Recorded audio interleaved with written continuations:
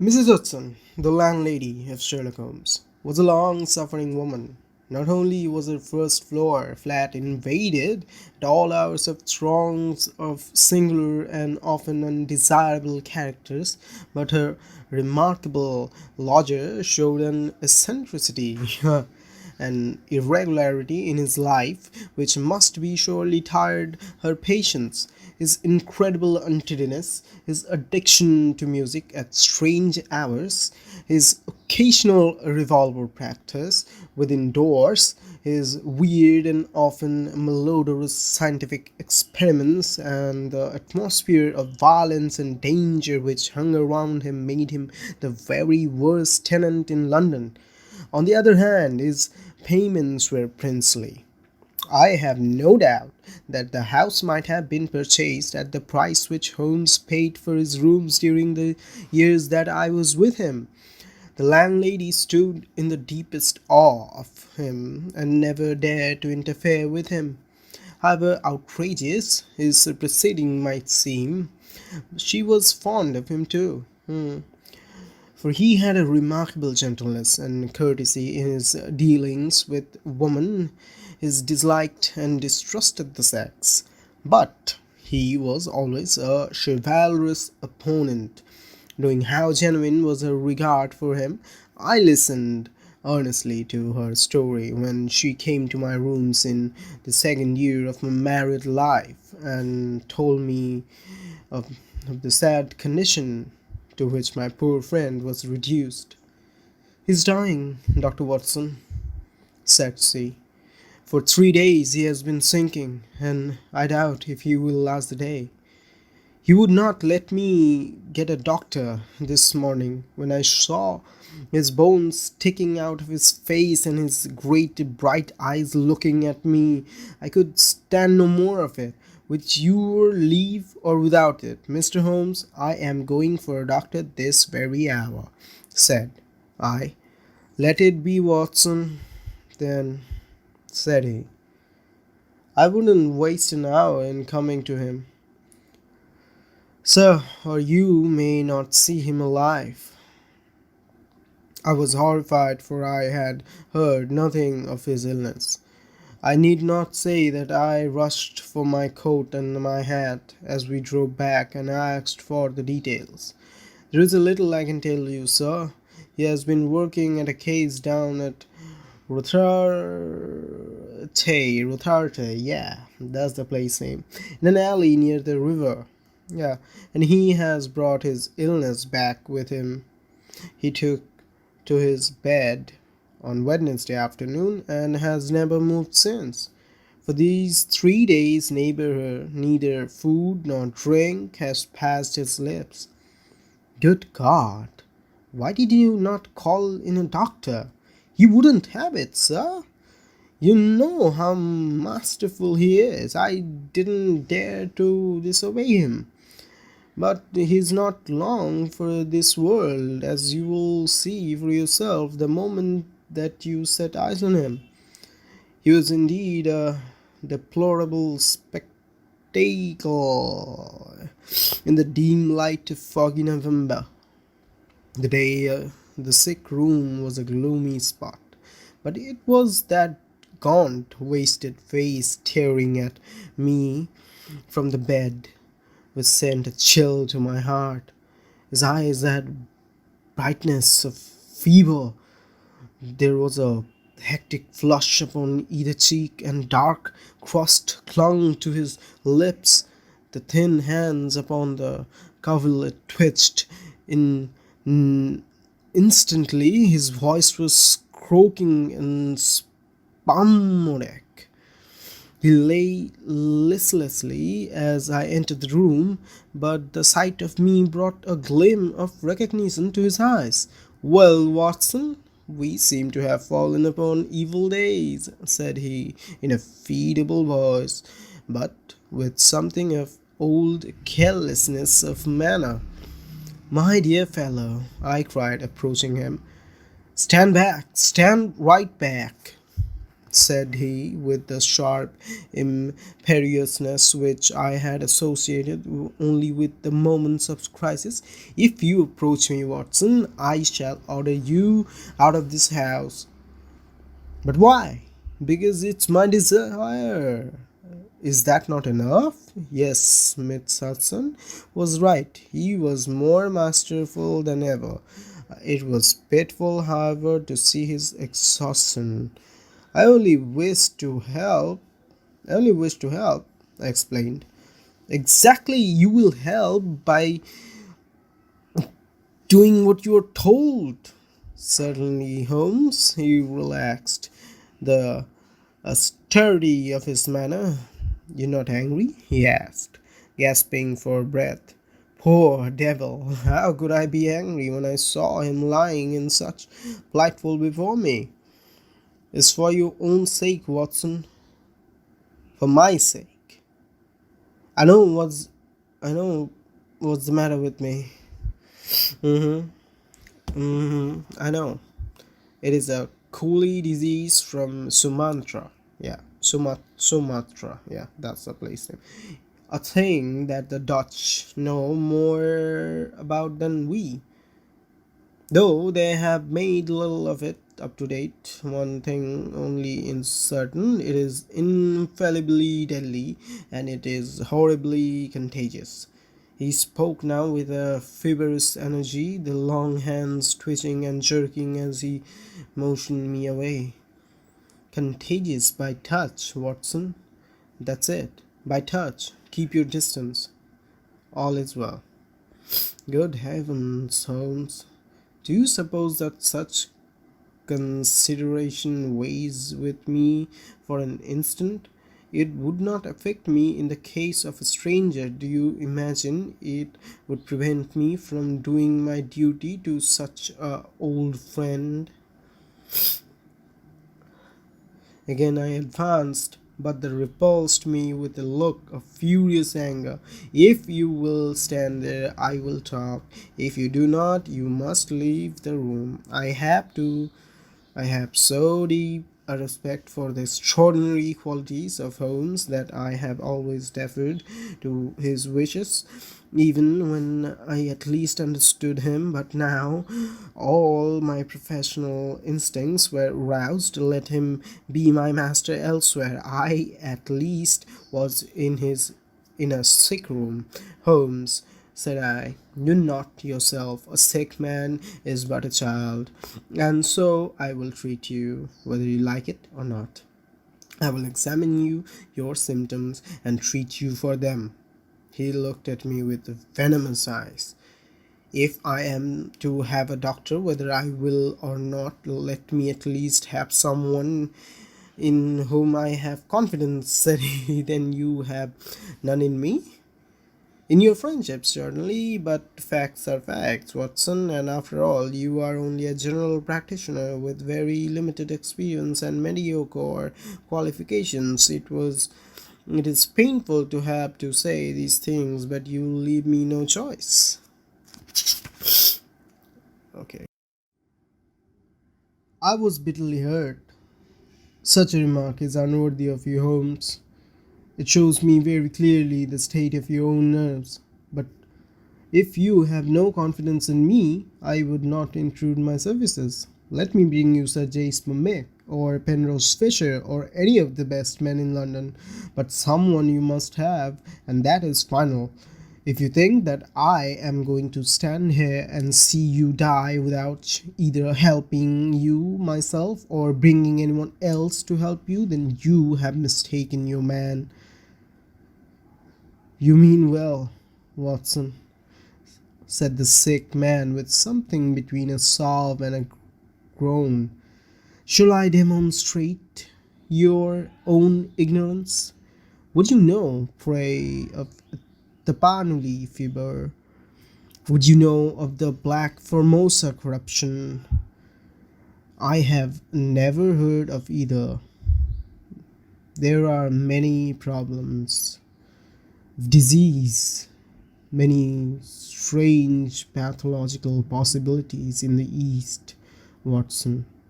He paused after each sentence to collect his falling strength.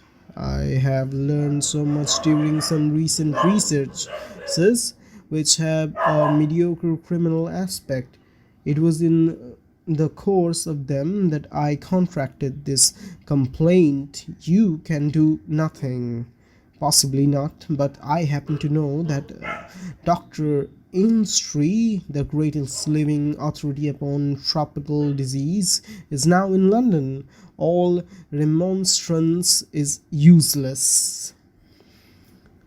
Holmes, I am going this instant to fetch him. I turned resolutely to the doctor, to the door. Never have I had such a shock. In an instant, with a tiger spring, the dying man had intercepted me. I heard the sharp snap of a twisted key. The next moment, he had staggered back to his bed, exhausted and panting after his one tremendous outflame of energy. You won't take the key from me by force, Watson. I have got you, my friend. Here you are, and here you will stay until I will otherwise. But I'll humor you. All this in little gaps with terrible struggles for breath between. You've only my own good at heart. Of course, I know that very well. You shall have your way, but give me time to get my strength. Not now, Watson, not now. It's 4 o'clock. At 6 you can go. This is insanity, Holmes. Only 2 hours, Watson. I promise we'll go at 6. Are you content to wait? I seem to have no choice. None in the world, Watson, thank you. I need no help in arranging the clothes. You will please keep your distance. Now, Watson, there is one other condition that I would make. You will seek help, not from the man you mention, but from the one that I choose, by all means. The first 3 sensible words that you have uttered since you entered this room, Watson. You will find some books over there. I somehow what exhausted. I wonder how a battery feels when it pours electricity into a non-conductor. At 6, Watson, we resume our conversation. But it was destined to be resumed long before that hour, and in circumstances which gave me a shock hardly second to that caused by his spring to the door. I had stood for some minute looking at the silent figure in bed. His face was had almost covered by clothes. He appeared to be asleep. Then, unable to settle down to reading, I walked slowly round the room, examining the pictures of celebrated criminals with which every wall was adorned. Family in my aimless perambulation. I came to the mantelpiece. A litter of pipes, tobacco pouches, syringes, penknives, revolver, cartridges, and other debris was scattered over it. In the midst of them there was a small black and white ivory box with a sliding lid. It was neat little thing, and I had stretched out my hand to examine it more closely when it was dreadful cry that he gave, a yell which might have been heard down to the street. My skin went cold and my hair bristled at the horrible scream. As I turned, I caught a glimpse of convulsed face and frantic eyes. I stood paralyzed with the little box in my hand. Put it down! Down this instant, Watson! This is instant, I say. His head sank back upon the pillow, and he gave a deep sigh of relief as I replaced the box upon the mantelpiece. I hate to have my things touched, Watson. You know that I hate it. You fidget me beyond endurance. You, a doctor, you are enough to drive a patient into asylum. Sit down, man. Let me have my rest. The incident left a most unpleasant impression upon my mind. The violent and causeless excitement followed by his brutality of speech, so far removed from his usual suavity, showed me how deep was the disorganization of his mind. Of all ruins, that of a noble mind is most deplorable. I sat in silent dejection until the stipulated time had passed. He seemed to have been watching the clock as well as I, for it was hardly 6 before he began to talk with the same feverish animation as before. "Now, Watson," said he, "have you any change in your pocket?" "Yes." "Any silver?" "A good deal." "How many half crowns?" "I have 5." "Ah, too few, too few." "How very unfortunate, Watson. However, such a there you can put them in your watch pocket and all the rest of your money in your left trouser pocket. Thank you. It will balance you so much better like that." This was raving insanity. He shuddered and again made a sound between a cough and a sob. "You will now light the gas, Watson, but you will be very careful that not for one instant shall it be more than half on. I implore you to be careful, Watson." "Thank you. That's it. That is excellent. No, you need not draw the blind. Now you will have the kindness to place some letters and papers upon this table within my reach." "Thank you, Watson. Now some of that little litter from the mantelpiece. Now some of that litter from the mantelpiece. Excellent, Watson. There is a sugar tongs there. Kindly raise the small ivory box with its assistance. Place it here among the papers. Good, good, good. You can now go and fetch Mr. Culverton Smith of 13 Lower Brook Street. To tell the truth, my desire to fetch a doctor had somewhat weakened, for poor Holmes was so obviously delirious that it seemed dangerous to leave him. However, he was eager now to consult the person named, as he had been obstinate in refusing. "I never heard the name," said I. "Possibly not, my good Watson. It may surprise you to know that the man upon the earth who is best versed in his disease is not a medical man, but a planter. Mr. Culverton Smith is a well-known resident of Sumatra, now visiting London. An outbreak of the disease upon his plantation, which was distant from medical aid, caused him to study in himself, with some rather far-reaching consequences. He is a very methodical person, and I did not desire you to start before 6, because I was well aware that you would not find him in his study. If you could pursue him to come here and give us the benefit of unique experience of this disease, the investigation of which has been his dearest hobby, I cannot doubt that he could help me. I give Holmes' remarks as a consecutive whole, and will not attempt to indicate how they were interrupted by gasping for breath and clutching of his hands, which indicate the pain from he was suffering. His appearance had changed for the worse during the few hours I had been with him. Those hectic spots were more pronounced, the eyes shone more brightly out of the darker hollows, and cold sweat glimmered upon his brow. He still retained, however, the jaunty gallantry of his speech to the last gasp, he would always be the master. "You will tell him exactly how you have left me," said he.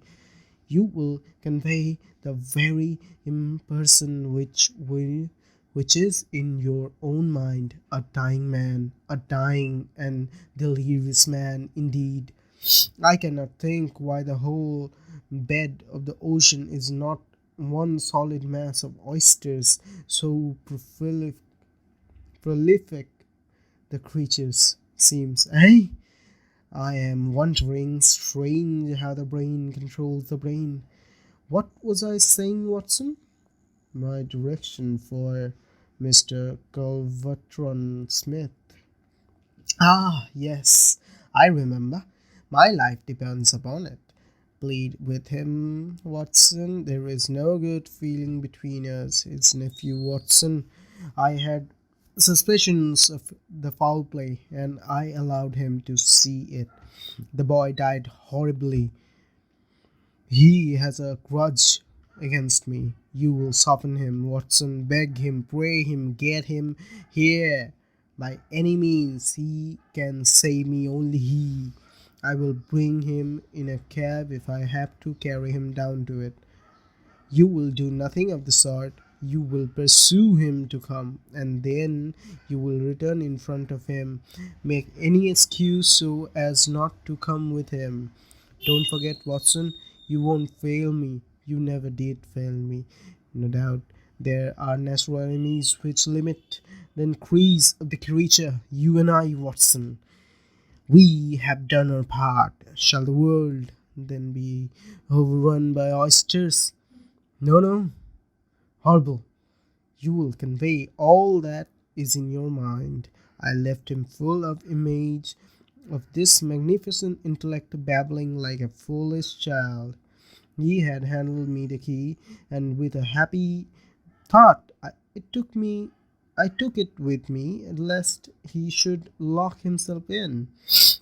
Miss Hudson was waiting, trembling and weeping, in the passage behind me. As I passed from the flat, I heard Holmes' high, thin voice in some delirious chant below. As I stood whistling for the cab, a man came on me through the fog. "How is Mr. Holmes, sir?" he asked. It was an old acquaintance, Inspector Morton, of Scotland Yard, dressed in unofficial tweeds. "He is very ill," I answered. "Is very ill," I answered. He looked at me in a most singular fashion. Had it not been too fiendish, I could have imagined that the gleam of the fanlight showed exul- exultation in his face. "I heard some rumor of it," said he. "The cab had driven up, and I left him. Lower Brook Street proved to be a line of the fine houses lying in a vague borderland between Notting Hill and Kensington. The particular one at which my cabman pulled up had an air of smug and demure respectability in its old-fashioned iron railings, its massive folding door, and its shining brasswork. All was in keeping with a solemn butler who appeared framed in the pink radiance of a tinted electric light behind him. "Yes, Mr. Culverton Smith is in, Dr. Watson. Very good, sir. I will take up your card." My humble name and the title did not appear to impress Mr. Culverton Smith. Through the half-open door I heard a high, petulant, penetrating voice. "Who is this person? What does he want? Dear me, Sapo, often have I said I'm not to be disturbed in my hours of study." There came a gentle flow of soothing explanation from the butler. "Well, I won't see him, Staples. I can't have my work interrupted like this. I am not at home, say so. Tell him to come in the morning if he really must see me. Again the gentle murmur. Well, well, give him that message. He can come in the morning, or he can stay away. My work must not be hindered. I thought of Holmes tossing upon his bed of sickness and counting the minutes, perhaps, until I could bring help to him. It was not a time to stand upon ceremony. His life depended upon my promptness. Before our apologetic butler had delivered his message, I had pushed past him and was in the room. With a shrill cry of anger, a man rose from a reclining chair beside the fire. I saw a great yellow face, coarse, caned, and greasy, with heavy double chin and two swollen, menacing grey eyes, which glared at me from under tufted and sandy brows. A high bald head had a small velvet smoking cap posed conquestly upon one side of his pink curve.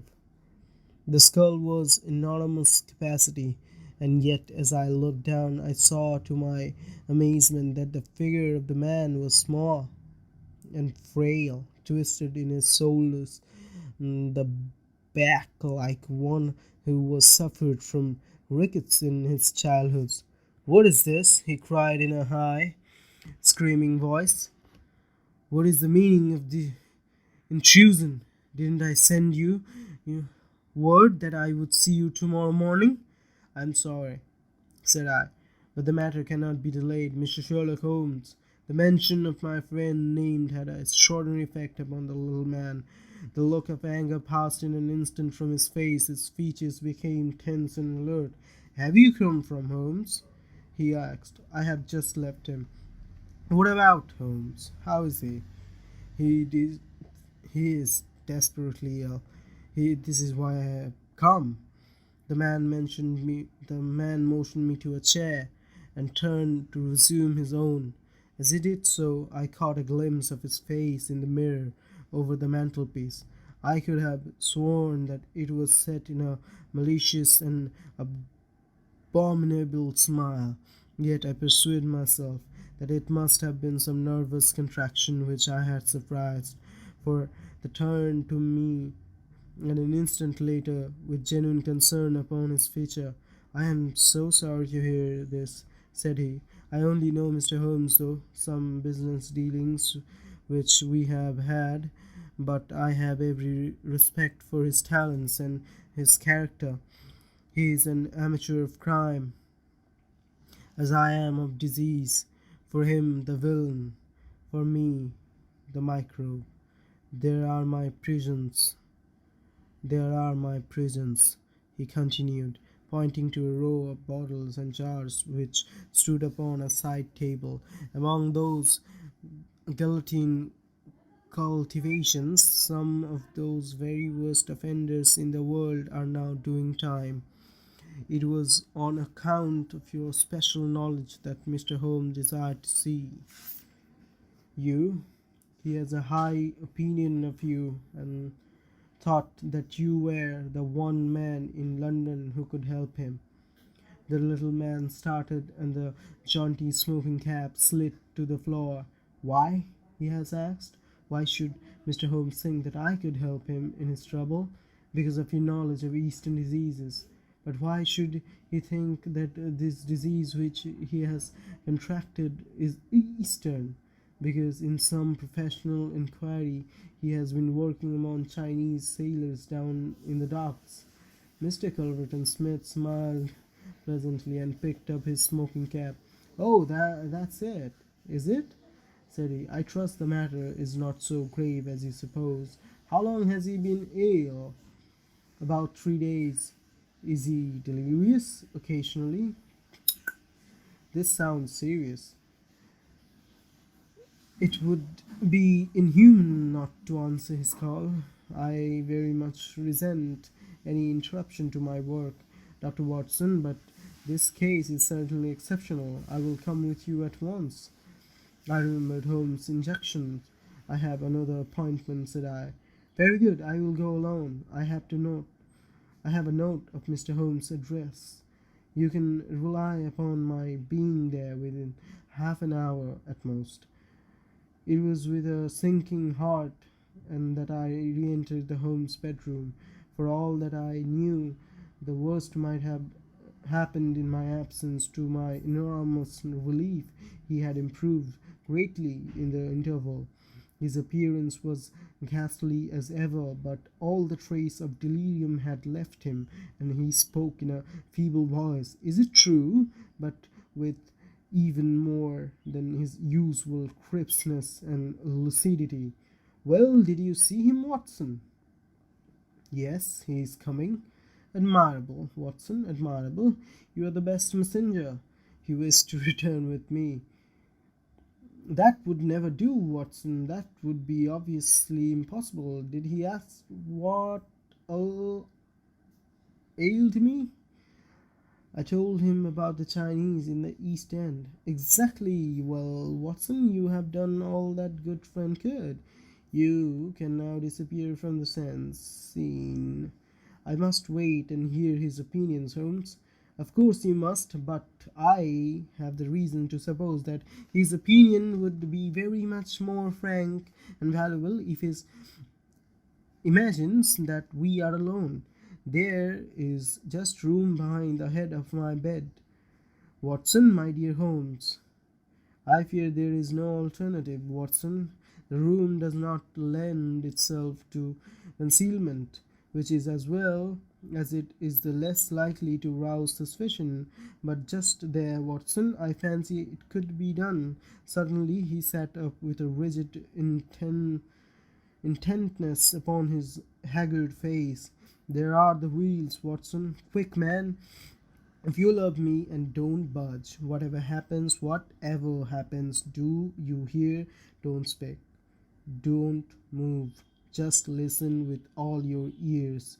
Then, in an instant, his sudden access of strength departed, and his masterful, purposeful talk droned away into the low, vague murmurings of a semi delirious man.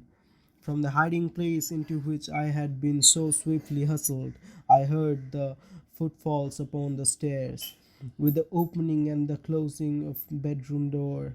Then, to my surprise, there came a long silence, broken only by heavy breathings and gasping of the sick man. I could imagine that our visitors were standing by the bedside and looking down at the sufferer. At last the strange hush was broken. "Holmes!" he cried, "Holmes!" in the insolent tone of one who awakens the sleeper. "Can't you hear me, Holmes?" There was rustling, as if he had shaken the sick man roughly by the shoulders. "Is that you, Mr. Smith?" Holmes whispered. "I hardly dared hope that you would come." The other laughed.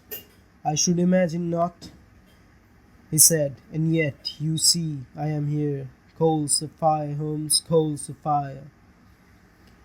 "It is very good of you, very noble. I appreciate your special knowledge." Our visitor sniggered. "You do, you are, you fortunately, the only man in London who does. Do you know what is the matter with you?" "The same," said Holmes. "Ah, you recognize the symptoms?" "Only too well." "Well, I shouldn't be surprised, Holmes. I shouldn't be surprised if it were the same. A bad lookout for you if it is. Poor Victor was a dead man on the 4th of day, a strong, hearty young fellow. It was certainly, as you said, very surprising that he should have contracted an out-of-the-way asiatic disease in the heart of London. A disease, too, of which I had made such a very special study. Singular coincidence, Holmes. Very smart of you to notice it, but rather uncharitable to suggest that it was cause and effect. I knew that you did it." "Oh, you did? Did you? Well, you couldn't prove it, anyhow.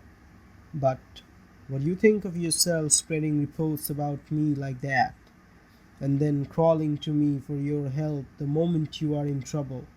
What sort of game is that, hey? I heard the rasping, labored breathing of the sick man. Give me the water, he gasped. You're precious near your end, my friend, but I don't want you to go till I have had a word with you. That's why I give you water. That don't stop it about. That's right. Can you understand what I say? Holmes groaned. Do what you can for me. Let bygones be bygones, he whispered. I'll pull the words out of my head, I swear I will. Only cure me, and I'll forget it. Forget what? Well, about Victor Savage's death. As you as good as admitted just now that you had done it, I'll forget it. You can forget it or remember it, just as you like. I don't see you in the witness box. Quite another shaped box, my good Holmes. I assure you it matters nothing to me that you should know how my nephew died. It's not him we were talking about, it's you.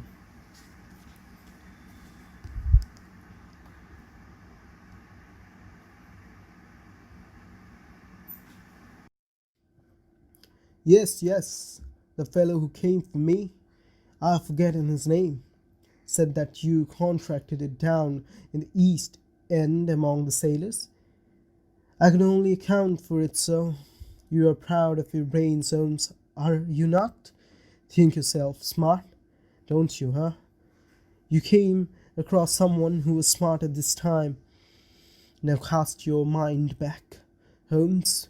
Can you think of no other way you could have got this thing? I can't think. My mind is gone. For heaven's sake, help me. Yes, I will help you. I'll help you to understand just where you are and how you got there. I would like you to know before you die. Give me something to ease my pain. Painful, isn't it? Yes, the coolies used to do some swiggling towards the end. Take you as a cramp, I fancy. Yes, yes, it is cramp. Well, you can hear what I say anyhow. Listen now. Can you remember any unusual incident in your life just about the time your symptoms began? No? No, nothing. Think again. I'm too ill to think. Well then, I'll help you. Did anything come by post? By post? A box by chance? I'm fainting. I'm gone. Listen, Holmes. There was a sound as if he was shaking the dying man, and it was all that I could do to hold myself quiet in the hiding place. You must hear me. You shall hear me. Do you remember a box? An ivory box. It came on Wednesday. You opened it. Do you remember? Yes, yes, I opened it. There was a sharp spring inside it. Smoke, joke, some joke, some joke. Yes, yes, I opened it. There was a sharp spring inside it. Some joke. It was no joke, as you will find to your cost. You fool! You would have it, and you have got it. Who asked you to cross my path? If you had left me alone, and I would not have hurt you. I remember, Holmes gasped. The spring. It drew blood. This box. This on the table. The very one, George. And it may as well leave the room in my pocket. There goes your last shred of evidence, but you have the untruth now, Holmes, and you can die with the knowledge that I killed you. You knew too much of the fate of Victor Savage, so I have sent you to share it. You are very near your end, Holmes. I will sit here and I will watch you die. Holmes' voice had sunk an almost inaudible whisper. What is that? Said Smith. Turn up the gas. Ah, the shadows begin to fall, do they? Yes, I will turn it up, and that I may see you the better." He crossed the room, and the light suddenly brightened. "Is there any other little service that I can do you, my friend?" "A match and a cigarette." I nearly called out in my joy and my amazement. He was speaking in his natural voice. A little weak, perhaps, but very voice I knew. There was a long pause, and I felt that Culvertron Smith was standing in silent amazement, looking down at his companion. Was the meaning of this? I heard him say that at last in a dry, rasping tone. "The best way of successfully acting a part is to be it," said Holmes. "I give you my word that for 3 days I have tasted neither food nor drink until you were good enough to pour me out of the glass of water. But it is the tobacco which I find most irksome. Ah, here are some cigarettes. I heard the struggling of a match. That is a very much better. Hola, hola, do you hear the step of a friend?" There were footfalls outside, the door opened, and Inspector Morton appeared. "All is in order, and this is your man," said Holmes. The officer gave usual cautions. "I arrest you on the charge of the murder of the one Victor Savage," he concluded, "and you might add the attempted murder of the Sherlock Holmes," remarked my friend with a chuckle. "To save an invalid trouble, Inspector, Mr. Culverton Smith was good enough to give our signal by turning up the gas. By the way, the prisoner has a small box in the right-hand pocket in his coat, which would be as well to remove. Thank you. I would handle it gingerly if I were you." There was a sudden rush and a scuffle, followed by the clash of the iron and of a cry of pain. "You'll only get yourself hurt," said the inspector. "Stand still, will ya?" There was a click of the closing handcuffs. "A nice trap," cried the high, snarling voice. "It will bring you into the dock, Holmes, not me. He asked me to come here to cure him. I was sorry for him, and I came. Now he will pretend, no doubt, that I have said anything which he may invent, which will corroborate his insane suspicion. You can lie as you like, Holmes. My word is always as good as yours." "Good heavens!" cried Holmes. "I had totally forgotten him. My dear Watson, I owe 1,000 apologies to think that I should have overlooked you. I need not to introduce you to Mr. Culverton Smith, since I understand that you met somewhat earlier in the evening. And have you the cab below? I will follow you when I'm dressed, for I may be of some use at the station." "I never needed it more," said Holmes, as he refreshed himself with a glass of claret and some biscuits in the intervals of his toilets. "However, as you know, my habits are irregular, and such a feat means less to me than to most men.